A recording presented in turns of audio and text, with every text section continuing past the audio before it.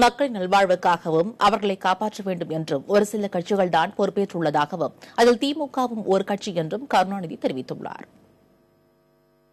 நானும் உங்களோடு சேர்ந்து கஷ்டப்பட்டவன் தான், நானும் உங்களுக்காக பாடுபட்டவன் தான், பாடுபட்டு கொண்டிருப்பவன் தான், இன்னும் பாடுபடப் போகிறவன் தான். எனவே உங்களுக்காக பாடுபடுகிறேன், உங்களுக்காக உழைக்கிறேன், உங்களுக்காக அலுவலகமும் பேசிக் கொண்டிருக்கின்ற, உங்களுக்காகவே கவலைப்பட்டுக் கொண்டிருக்கின்ற உங்கள் தம்பிகளிலே ஒருவன் நான் என்பதை நான் உணர்கிறேன்.